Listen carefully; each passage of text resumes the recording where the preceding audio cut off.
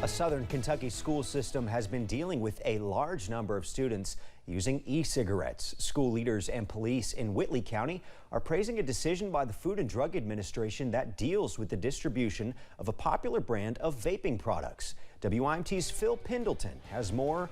The struggles with keeping kids from using e-cigarettes. The FDA ruled late last week that Juul products must be removed. That is currently under appeal, and the company did win a small victory in that.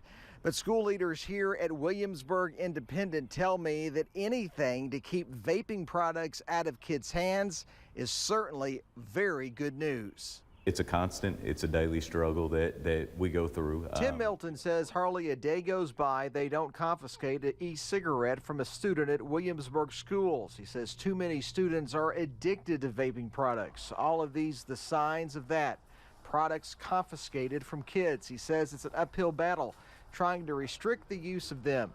The products are easily concealable. While vaping stores may not admit to selling them, kids are somehow getting them. When somebody buys them out of the wrapper or not in the package, do they really know what they are getting? And, so that is a concern also. The school resource officer tells me that it's not just high school kids, it is intermediate kids, it's middle school kids, all ages being found with these products. And he says it's common for them to find at least one of these every single day. In Whitley County, Phil Pendleton, now back to you. Williamsburg City Police say they're limited by state law to cite students. The police chief says they can often only confiscate the products. Williamsburg City Police, in the age of COVID, many nursing home residents were restricted or unable to socialize. But since several of those visitor restrictions have been lifted, one Perry County organization is hoping to make up for lost time. Save the Children Summer Camp students from Roy G. Eversole Elementary spent time with those at the Hazard Perry County Senior Center and hosted a parade for those at the Hazard Health and Rehabilitation Center today, aiming to bridge the gap between children and the elderly population. Well, as far as our seniors, coming through COVID, they've not really been back long, and some of our seniors don't have like grandchildren or children, and when them coming in here, it just really made a great event. They all loved it. Those with the Senior Center and Health and Rehabilitation Center say connecting the two age groups is beneficial in so many ways. They both add that they hope to host Save the Children again in the future.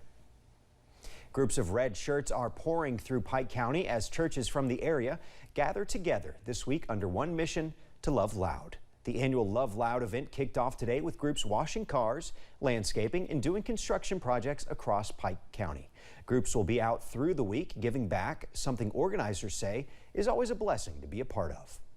And we're doing all this to serve our community, but also to show everyone the love of God. We believe that since Jesus has sacrificed so much for us, that we should sacrifice our time and serve others. Those involved say the annual mission is a great way to give back, get involved, and grow. We'll have more from the first day of projects coming up at 6.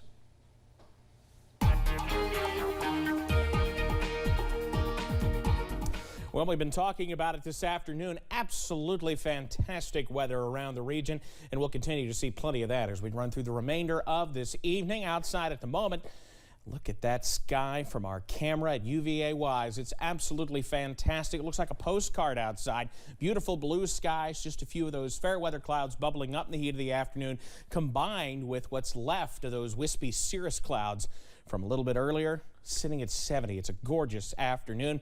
Out front of our studios here at WIMT, it's another gorgeous one too. Deep blue skies, just a few small fair weather clouds this afternoon. Upper 70s and low 80s, exactly what you want to see this time of year. And actually, it doesn't get much better than today and tomorrow in terms of late June weather. A clean sweep on Pinpoint Doppler after some storminess the past couple of days. We're all quiet now, and we'll continue to be that way as we head through the remainder of at least the first half of the work week. For tonight, mid-50s, mostly clear and rather pleasant outside as we run through tonight. Now, coming up in just a little bit, I'll have the details on when we could see some warmer air work in, and if more showers and storms are on the way before the week's out, coming up in just a few minutes. Keaton? Absolutely beautiful out there. Thank you, Evan. Yesterday, for the first time in 3 weeks, Ukraine's capital city was struck by Russian missiles. Rami Inocencio is there. A rare barrage of Russian missiles flew over Kyiv on Sunday. And upon impact, plumes of smoke rose from a kindergarten and residential building.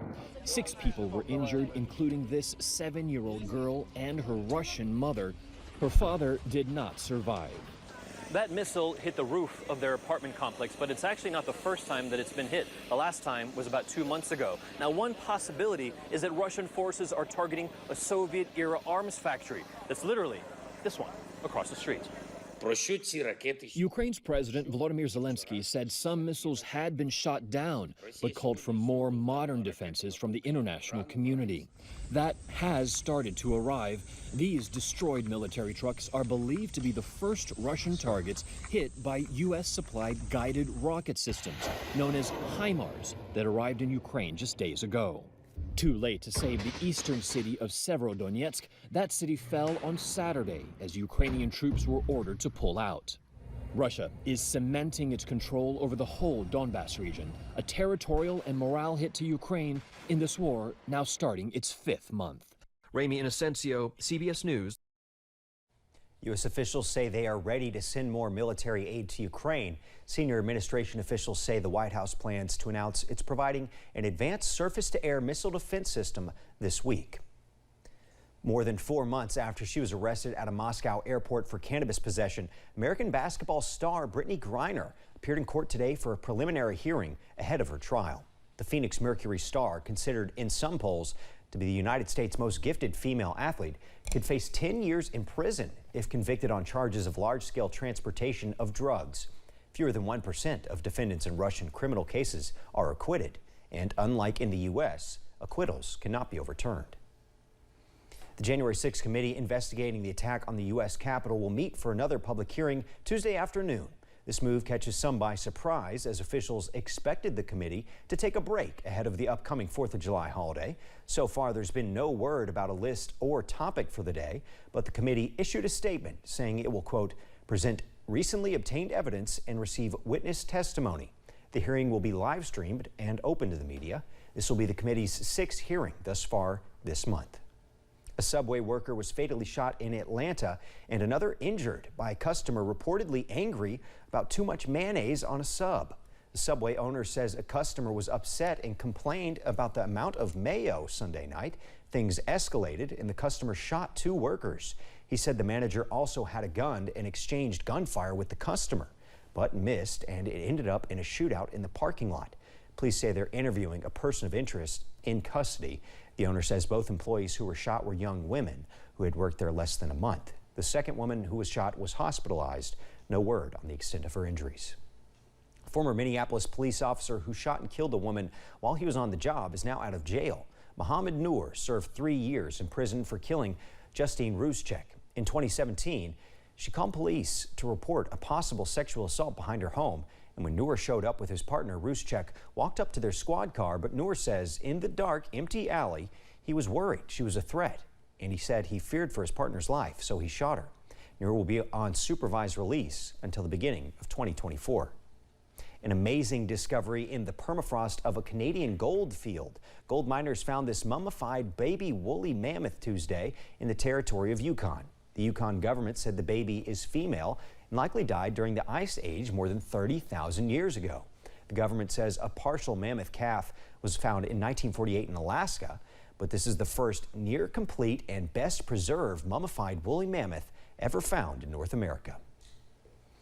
Coming up on First at 4, corporate America is slowly coming forward as people attempt to navigate the post-Roe landscape of abortion rights. Plus, the latest on the return of comfortable air and when some more heat could return as well. That's coming up in just a few minutes.